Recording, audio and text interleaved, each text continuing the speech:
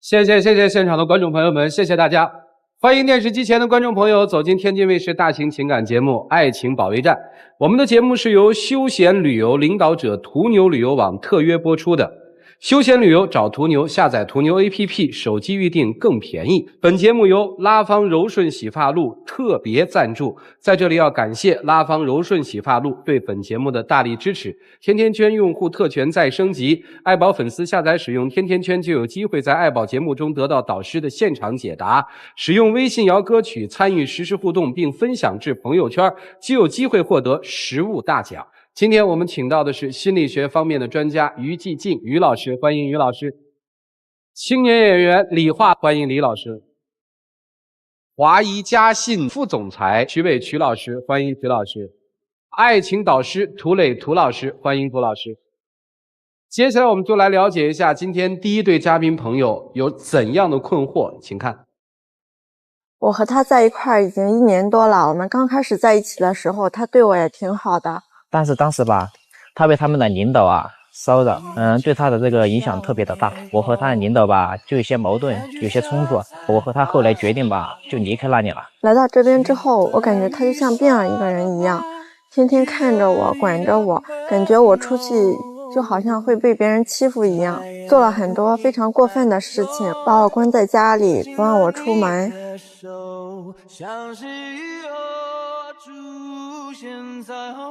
现在吧，我找到这份工作吧，收入也还稳定，我就希望他每天吧在家待着，他也不用说每天出去工作之类的。我现在一点自由都没有，不能去工作，也没办法和朋友出去玩。我现在没办法再接受他了，没办法再继续跟他在一起了。因为我吧也是一切为了他好，但是吧他给我说分手这个事儿吧，我特别不理解。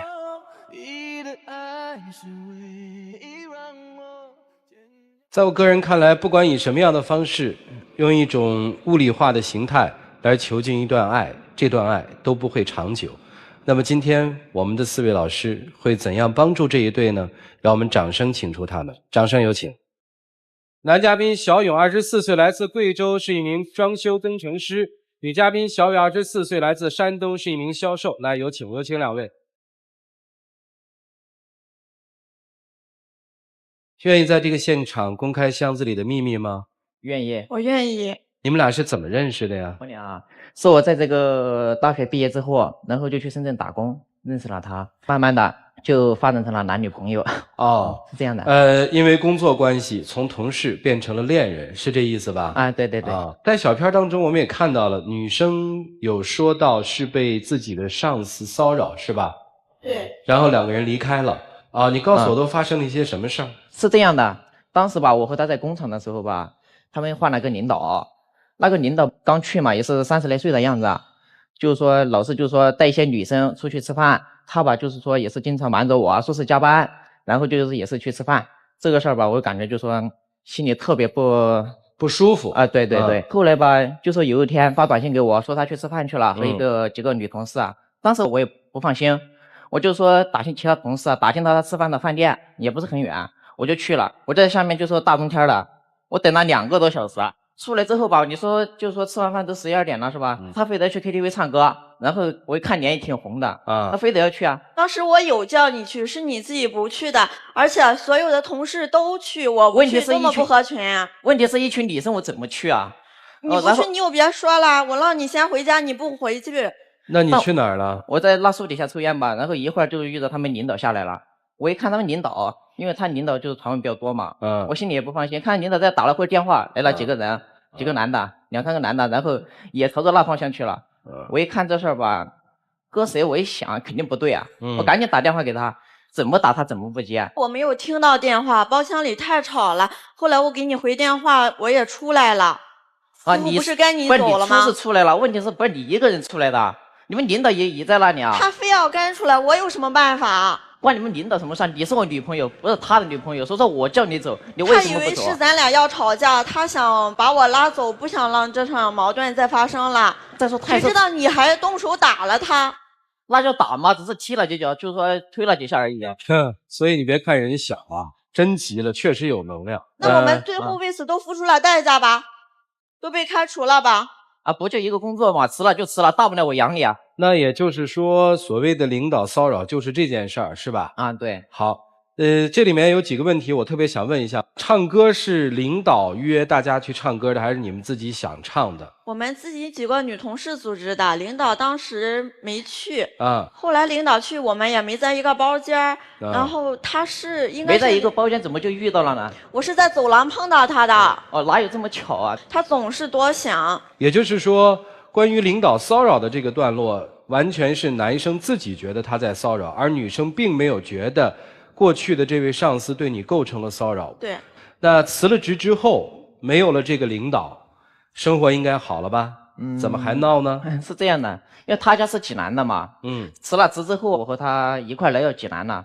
到济南之后吧，日子过得特别苦。说实在的，那段时间就说挺对不起他的，东西也没买多少，住的也不是很好。我那时间天天想的就是怎么赚钱，怎么创业，是吧？就是说，然后就找了几个朋友一起干装修、做软件、做设计啊，然后自己接活也干活。就说累是累点，但是说这样的话，最起码能养活我和他啊。那时候他每天都回来特别晚，我自己在家一待就是一天，我就觉得特别无聊嘛，我就去找我之前的小伙伴出去玩。可能有时候回来晚点嘛，他就总是不同意，总是说我也没什么别的事，我们只是出去一块玩而已，你又不在家，你又不陪我，还不能找别人陪我吗？我是不在家，我是不陪你，但是有一次我回来，我发现一男的送他回来。我说过了，那男的只是我朋友的表哥，他是顺道送我回来的，什么事情都没有。我知道你很单纯，因为我知道事儿肯定不这么简单，因为男生比较了解男生嘛。所以说我当时去找了你朋友，过后之后我去问了他，他说我配不上你，然后非得就说给他表哥介绍对象。说白了就是没有别的意思呀，我是对你一心一意的，是你不相信我的。说白了你就是去相亲，但是你不知道，你知道吗？既然我不知道，怎么能算是相亲呢？你算被相亲，姑娘别哭啊！现在容易被，你确实不知道哈。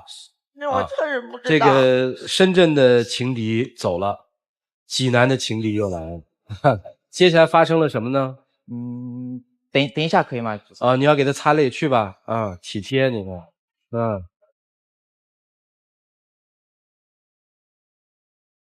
擦擦，你自己擦吧。只给他就行了。心很细哈，还是喜欢他是吧？对这男人不挺好的吗？你看，这确实你朋友也说了嘛，是给他表哥相亲的嘛，是吧？但是我没有别的意思嘛，我对他是一心一意的，他总是怀疑我。后来我就知道，在小片里面其实也提到了，你好像关他是吧？对。你为什么关他？怎么关？那是这样的。有时候回来就发现他手机上，他不是去洗澡了吗？我看他手机上就说。有个人给他发短信，说是什么我想你啦，什么我亲爱的之类的。所以说那次之后吧，因为我做装修的嘛，我就把家里换了个门，换了个防盗门。因为刚好就说工地上剩的嘛，然后就换了个防盗门。第二天早上吧，然后我就把门给锁了。锁了几天？锁了3天。你没回去啊？我3天吗？你第一次把我锁在家里1天，我要出去做活动，我就自己在窗户爬出去的。你把我锁到家里，怕我出事儿，把我关到家里，家里安全。我跳窗户出去，你又不怕我出事儿吗？你们家几楼啊？我家在1楼。后来呢？后来我就从窗户里爬出去参加那个活动嘛。回家之后，他就一直在说我，一直在说我。然后到第2天，他把家里的门和窗户都安上那个防盗窗、防盗网，然后不让我出门，一关就是3天。他把我在家里关了3天。有的吃吗？就是像宠物一样。1天3天给我送吃的，从头的不让我出门。但是我刚接了一个活动嘛，如果我不去的话，每天要给人家赔1-2万块钱呢，然后把手机也给我拿走，不让我给别人打电话。你在济南做什么呀？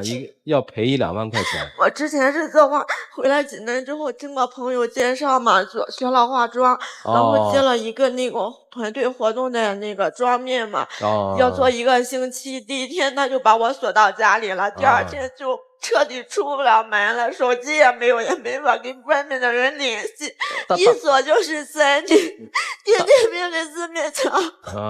当时是这样的。我和他回去吧，然后当时也挺生气的，他也没有及时的跟我沟通，没有说这个事儿，我也不知道。我也想嘛，一个小女子都能说翻窗出去啊，那别人的话也能翻窗进来啊。我也想嘛，也是为了安全着想，也是为了他着想。当时我也是也怕挺失去他的。我第一天晚上回来已经告诉过你了，为什么第二天你还要把我锁到家里？插一句啊，涉嫌违法啊，以后不能这么干了，不管对谁啊。这个事儿发生之后，两个人就来到这儿了吗？还没有啊，还有事儿啊。后来嘛，他不是他朋友过生日嘛，他去啊，然后我的确是没时间，也很忙，因为叫你了。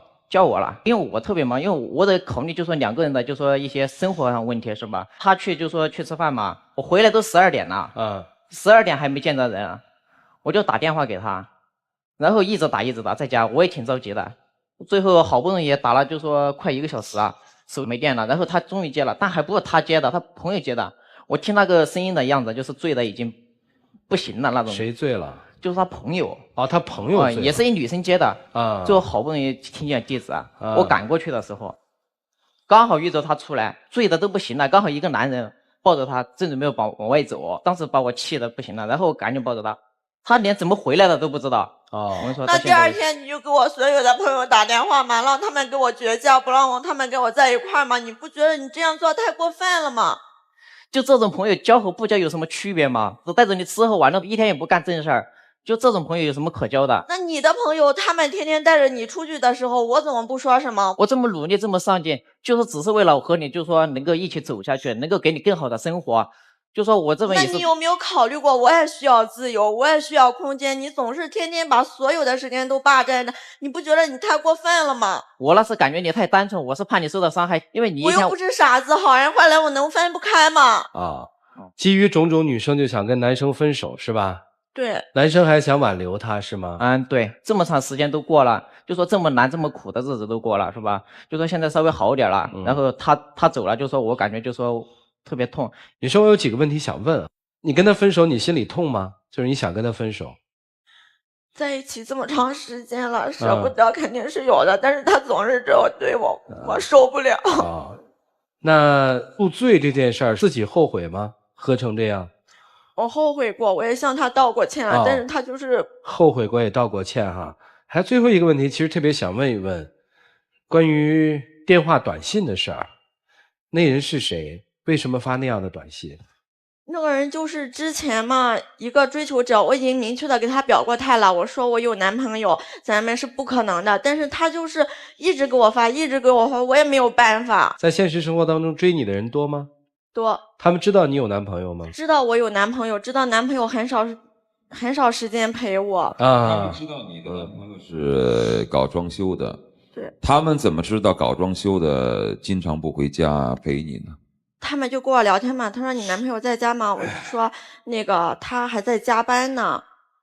然后他问我是做什么的，我说是做装修的。他说哦，做装修挺忙的。非他不娶吗？非他不娶，因为感觉和他走了这么长，他也这么好，然后包括我都随他来到了济南，想在济南就说一直发展下去。如果他未来你娶了他还是这样怎么办？你还关？我相信只要有一颗坚持的心，他一定会改变的。还挺固执这孩子。好，接下来的问题就交给我们的4位老师，一起进入丘比特问卷。小伙子一直在声称自己活得累，你养他，你要挣2个人的钱，那你能不累吗？然后你累，你忙，那么然后呢，你就没有时间去关爱他，那他就缺少爱。看来有的时候你大包大揽是揽不过来的，你这份控制其实并没有达到自己的所愿，所以有的时候女朋友的不满恰恰也说明了你这样的方式给自己招来的祸患。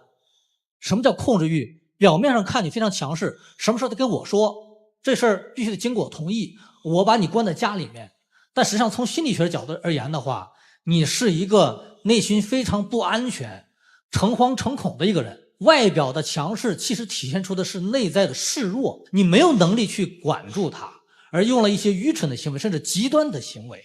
最终呢，女朋友反而说我没办法跟你在一块儿，所以你的努力都白费了，你没办法通过你的努力让他变得真的成长起来。他该摔跟头的时候，他必须在社会上去历练。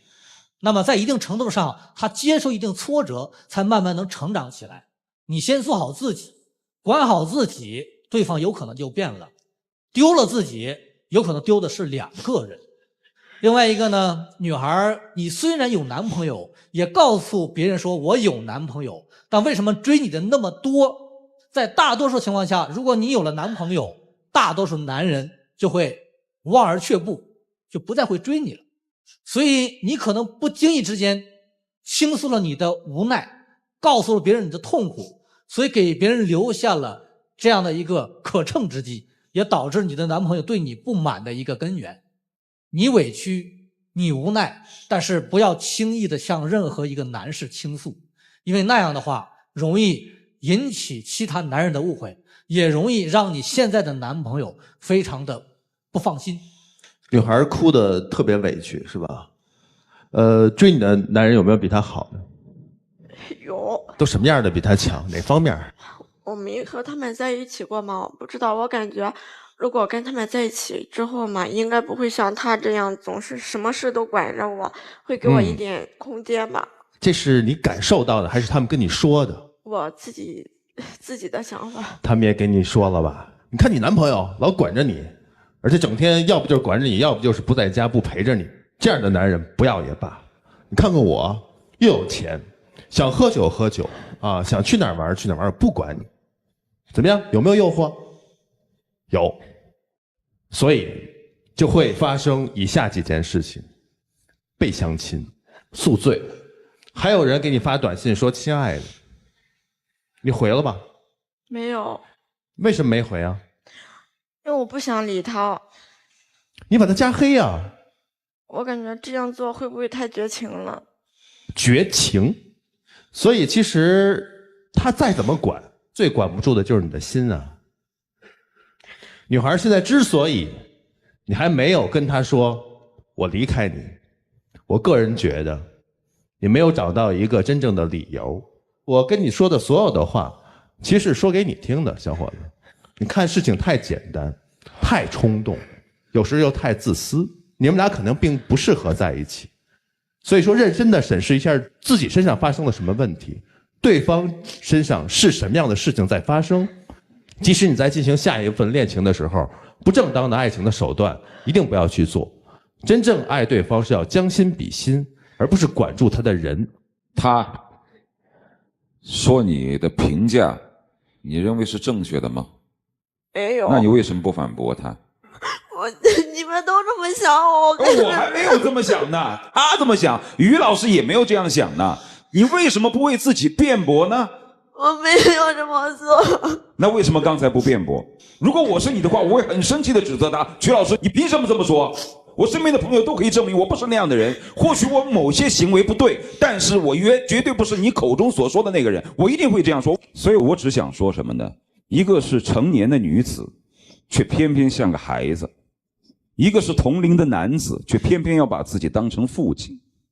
你看看，就是这个样子，楚楚可怜，瘪着嘴，而且有任何问题过来的时候，你通常不会用明确的语言来描述这个问题，就摆出一副这个样子。一个成年的女子就应该有事儿说事儿，一是一，二是二。我是有男朋友的人，我就要对别人冷眼拒绝，但是你就是这样的样子。我几乎都可以想象你跟别的男子在一起聊天的时候的那副样子。你自己太像个孩子，智商太低。还有一点，我几乎可以料想一个男人想从你嘴里套出一点你自己的家庭信息，几乎是一说一个准。你什么都会竹筒倒豆子一样，把家里所有的事跟别人说，只要别人愿意问你，对吧？说的好听就叫天真烂漫，说的难听叫没脑子。你是个成年女性，别人问你什么你都告诉别人。那些跟你不相识的人，你说关你什么事儿啊？我有男朋友，他干什么的跟你有关系吗？他什么时候回家，回来时间有多长多短，工作忙不忙，跟你有关系吗？那是我的事儿，我的爱人，但你偏偏把这事都跟别人说。但男女之间一旦一聊了第一句，就会有聊第二句。当你打开心扉的时候，别人走进来你还管得了吗？你喝醉了以后，别人把你撑出来，如果男朋友不在，别人想干什么，你会任人鱼肉。你还有一点防备能力没有？我不是说你要故意这样，人很坏，但是你太没有防备心，太不长脑子。所以你该管，当然不应该像他那样管。所以你不要再瘪着嘴了。而对于男生来说，其实你内心也很脆弱。你口口声声说相信他，但其实你内心压根就不信任他。你刚才有一句话已经很俨然地表示出了你内心真实的想法，你就是说他太天真了。我知道你的不信任他不是说他是个坏女人，而是你不信任他能够独自的去面对所谓的险恶。但是你又有这样的防御心理吗？你也不行。所以说一个男人在自己的女人面前，有的时候确实应该像父亲一样，可以让他依靠，但有的时候也应该像个儿子一样，让他来疼爱你。但是事实上根本没有，我没有看出在生活当中他有多么去关爱你，倒是你操碎了心。而你呢，有的时候你也得像母亲，有点母性，让男人来依恋。你刚才那句话真是让人伤脑筋，你怎么说的？你说哎呀，你都不陪我玩，那我还不允许我找别人玩，你就没点正事儿啊？哪怕是把你关家里面，你做点别的事儿也行嘛。他说他养你，你还就真让他养，还好意思说我就像个宠物，你是真的太不懂事儿。所以我说那首脍炙人口的诗怎么说来着？生命诚可贵，爱情价更高，若为自由故，两者皆可抛。自由这个东西一旦打破了平衡，就一定出现了问题。如果你是一个有脑子的女人，就不会轻易的让别人了解你的信息。如果你是一个成年女人，就应该知道怎么疼自己的男人，知道自己的为难。如果你是一个成年女人，就不应该像别人被宠物一样关在家里，应该报警来维护自己的自由。但是你没有这样去做，所以你让别人怎么来对待你呢？所以应该让他自己去历练，跟于老师所说的，他自己不去历练社会，你以为你能把他养大成人啊？你教不了他那些，结果最后会变成他愤怒了也长不大，你累死了也当不了这爹。所以赵川刚才问你，非他不娶吗？非他不娶。但在娶她之前，自己首先要成为一个成熟的男人，以后不要多拦着他了。你老拦着他，挡着他，他什么也看不见。好吧，在他事实出现危险的时候，你可以去保护他，因为你是他的男朋友，但是你不能一手遮天。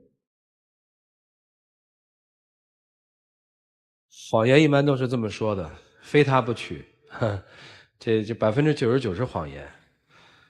明天他不在了，你一辈子不娶老婆吗？啊？我说这话的意思没想让你回答。任何的事情其实都不要极端，但他极端的时候一定失衡。别委屈了，老师们有些话说你说的对，失去边际了，但是还不是一个坏女人。没有什么主观故意，可能客观就是不懂，不懂就学，没关系。接下来的时间属于你们自己，一起进入柔顺拉芳黄金60秒。我感觉吧，这么长时间以来，我这个心是真的，我就不管怎么样，我一定会感动你，一定会温暖你。希望我们一起能走下去。就说我们和好，以后我会给你机会，给你自由，给你自主的时间，让你自由发展。但是我的努力，希望你能看得见。虽然我们在一起同甘共苦吧，算是一起经历了这么多，但是我一想到你把我关到家里，我就不知道该怎么办。我现在还没想好到底该怎么面对你。好，时间到了，下面请你们交换手里的箱子。谢谢两位，请回，请回，请回，请回。来，请关门。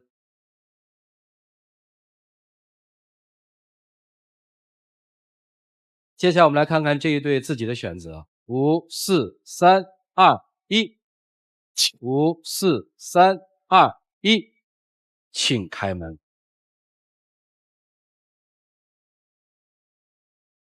Say 来，用情很专的男生啊。哦，女生这坎儿过不去，说我经常梦见你把我关在屋子里，一想起来我就害怕。嗨，面对镜头跟人说再见吧，都做噩梦了，何必再让人把梦做下去呢？只要坚持，我相信会有奇迹的，我一定会努力的。我把那句话再给你补另外一个啊，方向错了，每前进一步就是倒退，明白吗？我感觉现在还有希望。好，那你去吧。